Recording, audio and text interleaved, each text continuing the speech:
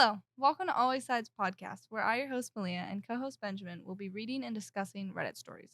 Our first story will be Am I the asshole for putting dirty dishes away? So, I, 16 female, can admit that when it comes to chores, I have never had too many responsibilities. I have to take the dog out for a minimum of 15 minutes a day, keep my room clean, and put away the dishes. I mean, first off, doing dishes at age 16, give them props, at least for now. Hey, I was cleaning the whole house at 16. I was like a live-in maid. Yeah, I was doing nothing at 16, Yeah, we playing know. games. We know. Anyway, my mom, 39 female, always does the dishes. Recently, my stepdad, 42 male, fixed our dishwasher, and we have been using it instead to make things easier. The first time we used the dishwasher, I started putting things away and found a glass had broken. No big deal. Second time, some of the things had visible food and such still on them. I put them in the sink, assuming they would just get redone and I'd put them away the next time. I had been doing this for about a week, putting a few utensils, maybe a cup that had a visible food, when my mom finally talked to me. I had been doing this for about a week, putting a few utensils, maybe a cup that had visible food. When my mom finally talked to me, she said that I needed to do my chores right and stop putting things in the sink, just so I can go back to my phone quicker. I said that the only time I ever put things in the sink was because they were still dirty. She said that that was garbage and I needed to stop, or else she would take my phone for a bit. The next day, as I was putting away the dishes, I saw that some of the forks and spatulas were still somewhat dirty, and the mug, my mom's favourite, had some dishwasher gunk inside. Doing as my mom told me, I put everything away. When she came to the kitchen, I sat at the dinner table and watched as she grabbed the spatula and noticed it was dirty, but just sighed and put it in the sink.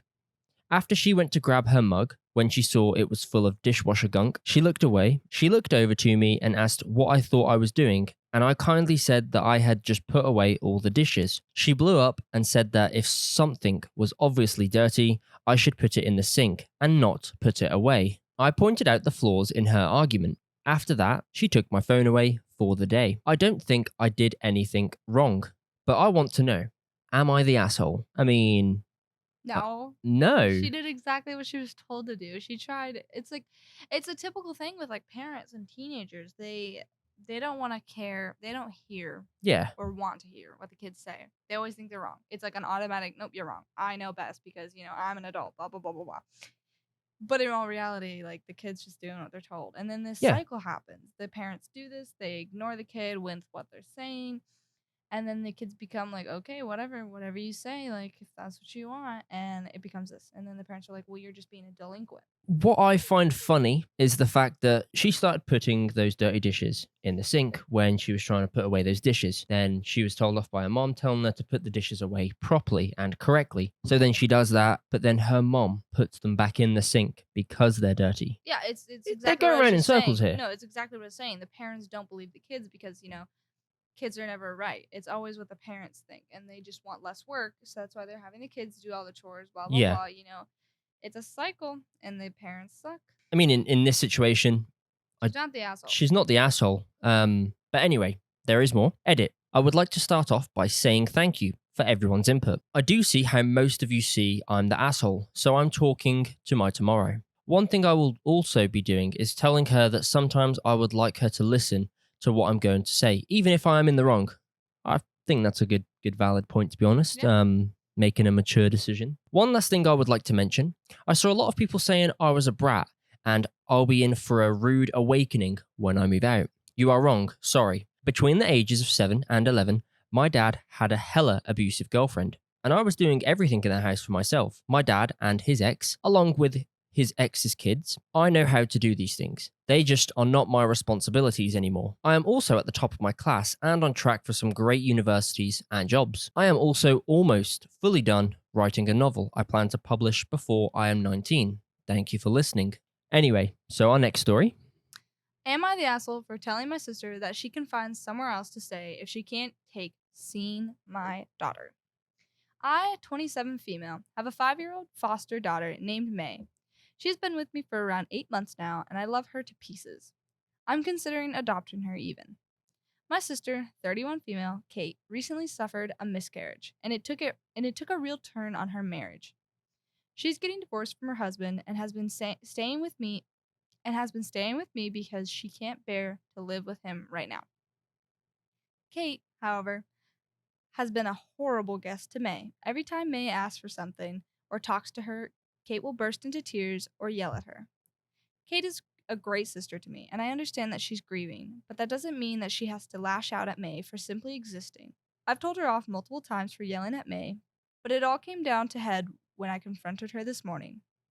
May had asked Kate if she could move so she could get to the snack cabinet. Kate snapped at her to wait for a damn second, brat. I overheard from the living room and made Kate move out of the way and told her to apologize to May. Kate burst into tears, saying that she couldn't take having May here as a reminder of what she's lost. I told her she is a grown adult and should know better than to bully a child for her own problems. I told May to go to her room real quick, and Kate and I got into a huge argument, and I ended up telling her that if she couldn't take seeing my foster daughter, she could find somewhere else to stay. She left to her parents' house and told them everything. I've been getting messages from her all day now. She tells me I'm a horrible sister and said that she was grieving and asked how I could put someone else's kid over hers, which I think is a disgusting thing to send to someone. Personally, I think she's being insensitive to me and my daughter's relationship. According to my mom, she's been crying for hours and won't stop talking about how I'm such a monster for not thinking of her feelings. Am I the asshole? I just don't think that she is right to yell at my kid because she lost hers. She's not the asshole. No, not at all. She stood up for... She's using her own emotions and her own feelings, taking it out on someone else because of what she's lost. Mhm. She needs to, if anything, grieve the right way. Yeah, that's not the way you grieve, especially,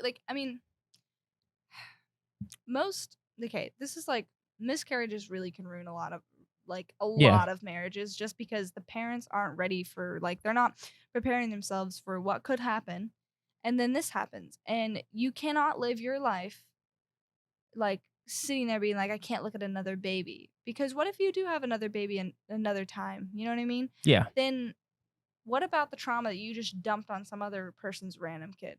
It's not fair to anybody.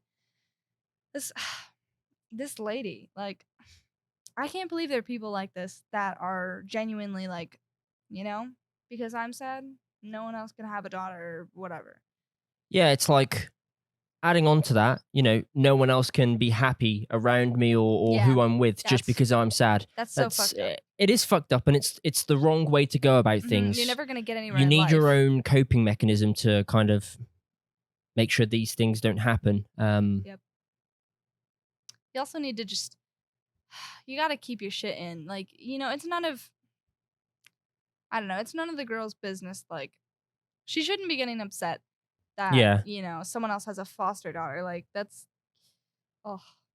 I mean, although she suffered a miscarriage, whether it's not really her fault that there was a miscarriage, of course. It's nobody's fault. It's just a natural thing that occurs. And you got to be prepared. As morbid as it may sound, you need to just accept these things in life, because sadly they do happen. Sadly they don't. Yep. And it's kind of luck of the draw. Whether health may play a part in it, I'm not entirely sure. But still, you shouldn't take your anger out on other people because of what you've suffered. Whether that be counseling, you need to take accountability for your own actions and your own feelings. Yeah, honestly, she should have sought counseling as soon as it became apparent that her marriage was failing. Yeah, that's it's neither one of your faults. A miscarriage isn't because of the father, it's not because of the mother. You don't need to split up because of it. You need to stay together and become stronger and put all the love that was in your first baby into your second. That's how you're supposed to go about things. This lady needs counseling, and this other lady did an amazing job standing up for her daughter, and that's foster daughter. Yeah. But she should adopt this child because she's going to protect her like no one else could. What's even more interesting is the fact that all May asked for was for her to move so she could get a snack, some food, something like that. Because she wants to live too. And then she snaps. God. she's playing. she's got some real anger built up on the inside, or it seems that way. Well, it could be anger, or it could also just be that she's really, really like playing into this whole victim thing. And like, mixed characters are no joke. Like that is oh my God. Like, Yeah. I feel for you.